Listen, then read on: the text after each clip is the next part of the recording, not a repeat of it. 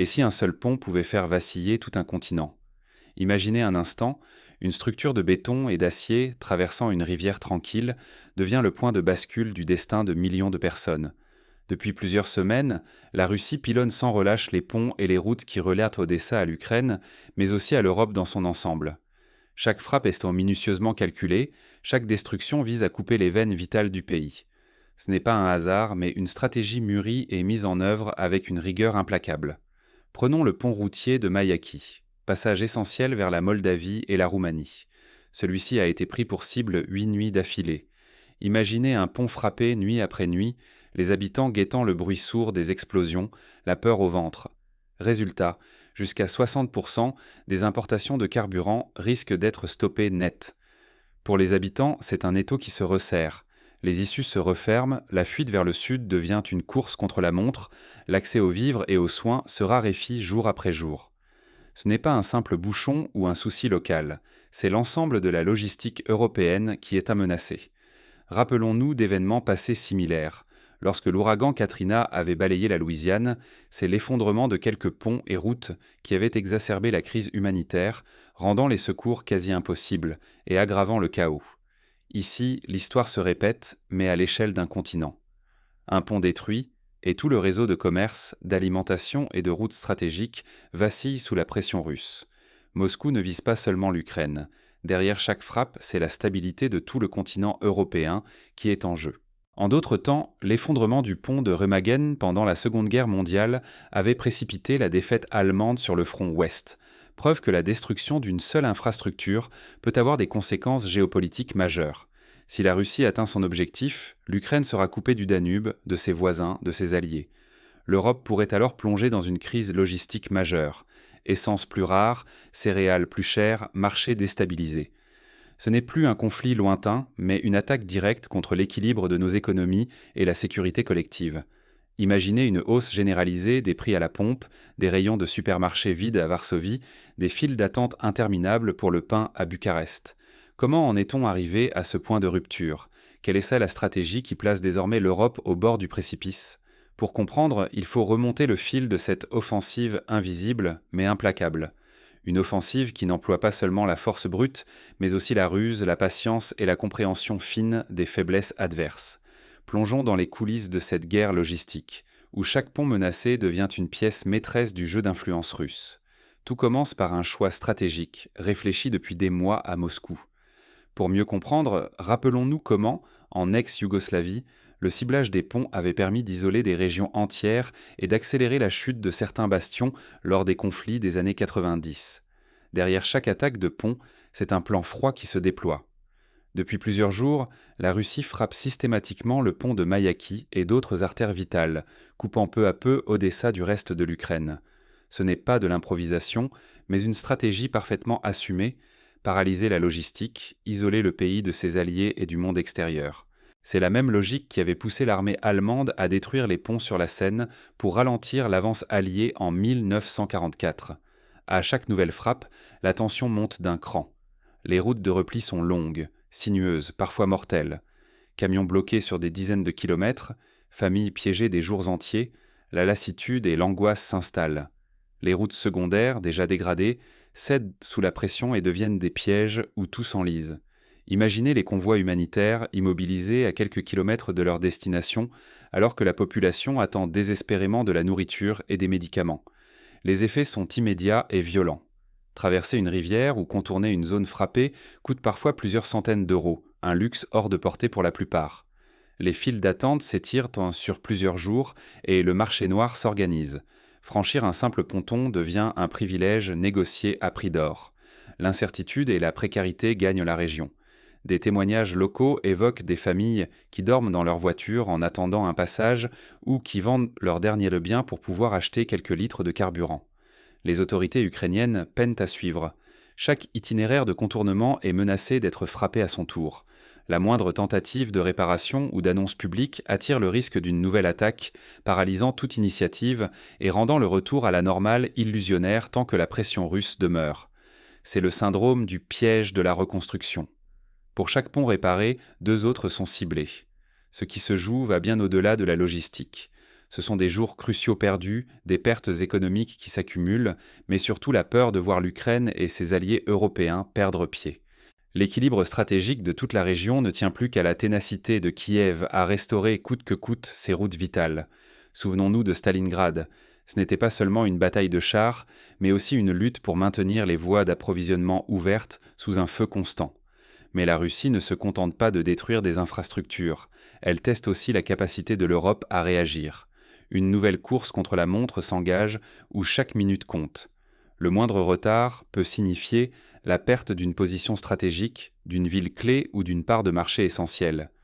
Couper un pont. Est-ce suffisant pour faire s'effondrer tout un échiquier géopolitique ? Depuis quelques semaines, la question n'a jamais été aussi aiguë. Jour après jour, la Russie cible les artères vitales du sud de l'Ukraine, en visant un objectif simple: prendre le contrôle total des flux logistiques, du carburant aux armes occidentales, et tester la résistance de l'Europe. L'histoire regorge d'exemples où le contrôle des routes a décidé du sort des nations. La route de Birmanie pendant la Seconde Guerre mondiale ou le pont de Ludendorff sur le Rhin. Autour d'Odessa, la destruction méthodique des ponts et des voies d'accès n'a rien de symbolique. Près de 60% du carburant ukrainien transitait par ces routes aujourd'hui menacées. En quelques jours seulement, la région a plongé dans l'urgence. Files d'attente interminables, peur des pénuries, envolée des prix à la pompe. Pour des millions de civils, le spectre d'un quotidien paralysé devient une réalité. C'est ce même sentiment d'urgence qui avait envahi l'Europe lors du blocus de Berlin, où chaque tonne de charbon comptait. Mais la coupure de ces routes va bien au-delà du carburant.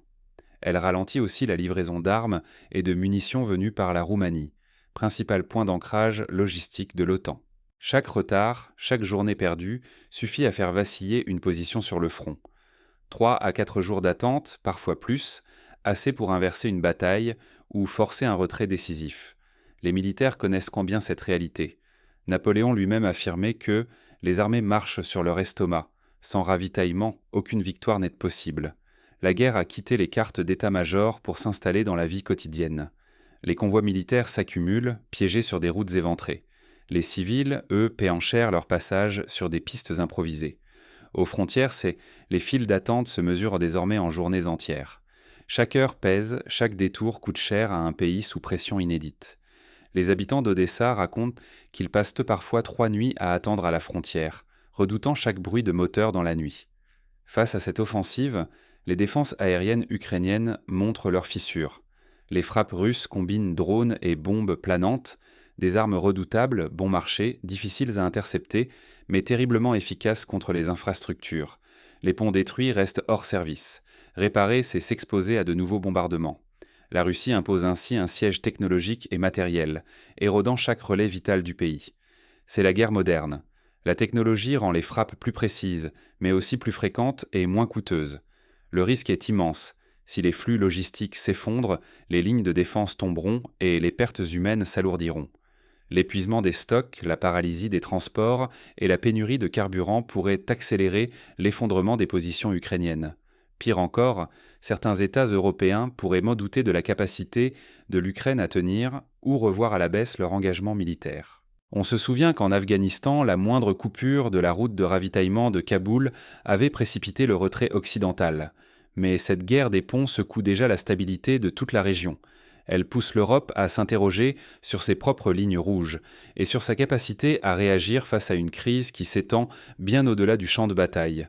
Les réunions d'urgence se multiplient à Bruxelles, les analystes cherchent des solutions, mais le temps presse.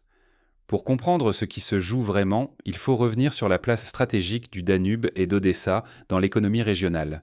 Car derrière chaque pont détruit, c'est tout un équilibre commercial qui vacille. L'histoire du Danube est jalonnée de conflits.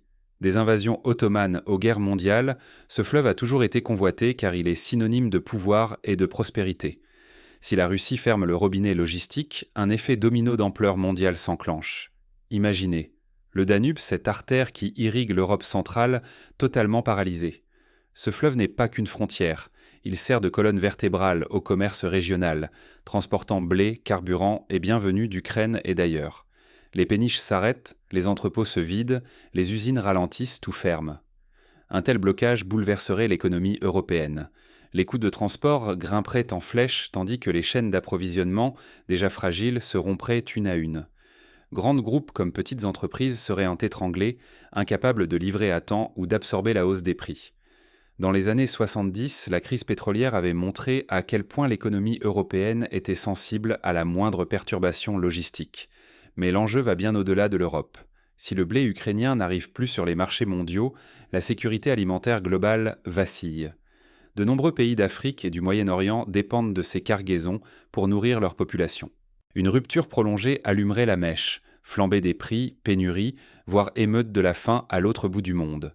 Le printemps arabe de 2011 avait été déclenché en partie par une hausse brutale du prix du pain.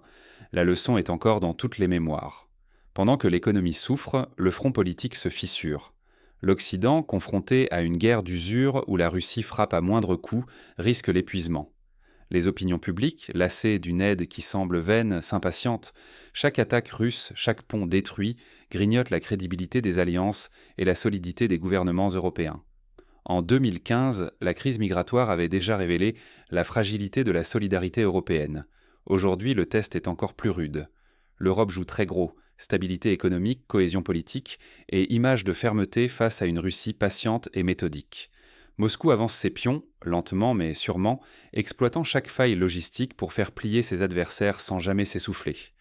La patience stratégique russe rappelle celle de la guerre froide, où l'URSS attendait que l'adversaire s'épuise. Face à cette stratégie de pression continue, la vraie question s'impose. Comment réagir quand l'ennemi privilégie la patience au choc frontal ? Peut-on encore protéger toutes les artères vitales d'un continent ou faut-il repenser la défense à l'ère de la guerre de l'usure ? Dans ce contexte, chaque décision européenne pèse lourd. Mais existe-t-il seulement une riposte efficace à cette guerre de l'ombre ?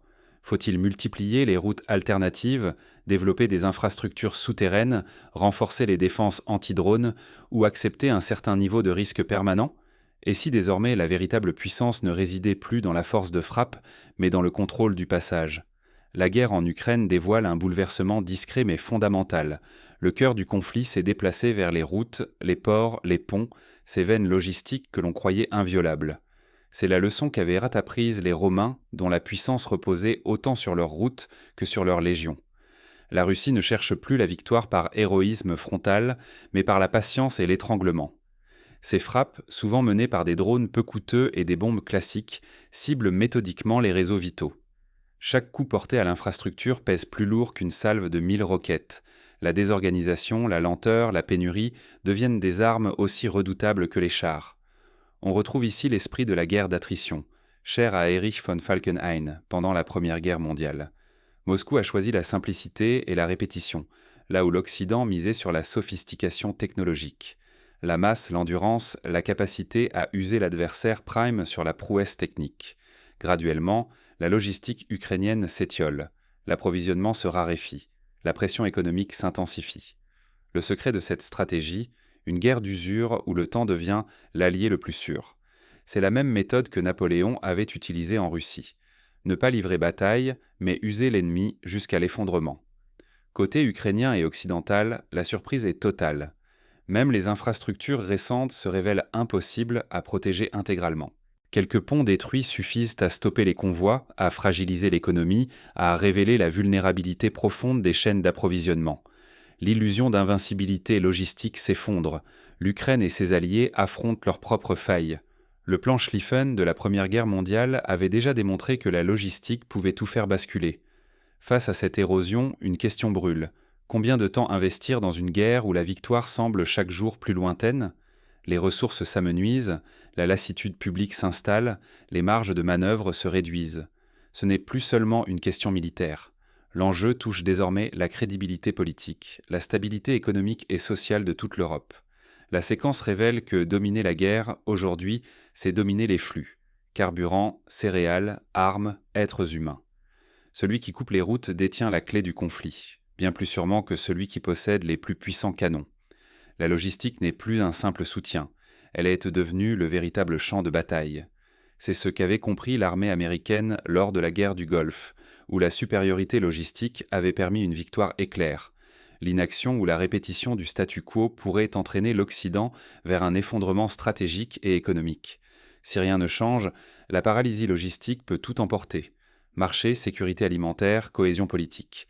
Il devient urgent de réinventer la défense, d'imaginer des ripostes inédites, et surtout de ne pas sous-estimer la force tranquille de l'usure. Par exemple, le développement de corridors humanitaires temporaires, de routes ferroviaires alternatives ou d'accords de passage négociés avec des pays tiers peuvent eux constituer des réponses pratiques. Pour comprendre pleinement cette mutation, il faut regarder comment la bataille du Danube et le siège d'Odessa redessinent la carte logistique de la région. Là se joue bien plus qu'une simple victoire militaire, c'est l'équilibre de l'Europe qui vacille. Les cartes sont rebattues, les alliances testées, et chaque pays doit repenser sa politique de sécurité. Autour d'un simple pont se joue bien plus que le sort d'une région, c'est peut-être l'avenir du continent qui se dessine. À chaque attaque sur une infrastructure, Moscou façonne une nouvelle réalité, cherchant à isoler l'Ukraine du Danube et à étrangler Odessa. Ce n'est plus la conquête de quelques kilomètres carrés, mais la prise de contrôle des routes vitales qui irriguent non seulement l'Ukraine, mais aussi la sécurité énergétique et alimentaire de l'Europe centrale. L'Allemagne, la France, la Pologne, la Roumanie, tous sont concernés car tous dépendent, d'une manière ou d'une autre, de ces flux. Par des frappes répétées sur les ponts et les voies logistiques, la Russie impose un siège lent, méthodique, transformant la logistique en arme principale. Face à ces drones bon marché et à ces bombes persistantes, l'Occident semble lourd et impuissant, incapable d'endiguer cette offensive d'usure. Chaque pont détruit, chaque route coupée, c'est une nouvelle menace économique qui plane, bien au-delà des frontières de l'Ukraine. Oublier la dimension logistique de ce conflit, c'est risquer de voir demain l'ordre mondial bouleversé. L'Europe, soudain vulnérable, doit faire face à ses faiblesses. Dépendance énergétique, fragilité commerciale et surtout incapacité à défendre les flux essentiels qui assurent sa stabilité. Le destin d'Odessa et du sud de l'Ukraine, c'est aussi celui des prix à la pompe à Paris, des rayons de supermarchés à Varsovie ou du pouvoir d'achat à Berlin. Désormais, Moscou se dote d'un levier inédit. Non seulement la menace militaire, mais la capacité d'influer sur les circuits économiques du continent. Si l'Ukraine perd Odessa et l'accès au Danube, la carte de l'Europe centrale sera redessinée. Routes du gaz, du blé, des biens stratégiques changeront de cap, bouleversant la sécurité alimentaire et la stabilité des marchés internationaux. C'est un changement aussi profond que l'ouverture du canal de Suez au XIXe siècle, qui avait révolutionné le commerce mondial. La guerre autour d'Odessa impose une vérité. Qui contrôle la logistique contrôle l'avenir. Refuser de voir cette transformation expose à des chocs en cascade, économiques, sociaux, politiques, dont nul ne peut prédire l'ampleur. Faut-il alors considérer ce siège d'Odessa comme le laboratoire d'un nouvel ordre mondial ? La réponse s'écrit chaque jour, pont après pont, attaque après attaque. Face à cette réalité, que peuvent de faire l'Ukraine et l'Europe ? Plusieurs pistes existent. Renforcer les défenses anti-aériennes, développer des routes de secours, investir dans la réparation rapide des infrastructures ou encore diversifier les sources d'approvisionnement en énergie et en denrées. L'Union européenne pourrait, par exemple, organiser des convois protégés, accélérer la construction de ponts mobiles ou établir des partenariats logistiques avec des pays tiers. L'histoire nous enseigne que la résilience logistique dépend autant de la préparation que de l'innovation. En conclusion, la bataille des ponts n'est pas qu'une question de béton et d'acier. Elle est le reflet d'une transformation profonde de la guerre moderne, où la patience, la logistique et l'économie deviennent les véritables champs de bataille. À chaque attaque, l'Europe est mise à l'épreuve. Saura-t-elle protéger ses veines vitales ou laissera-t-elle l'usure redessiner le visage du continent ? La réponse, aujourd'hui comme hier, dépendra de la capacité à anticiper, à s'adapter et à ne jamais sous-estimer la force d'un simple pont, car parfois, c'est sur quelques mètres de béton que se joue le sort de millions de vies.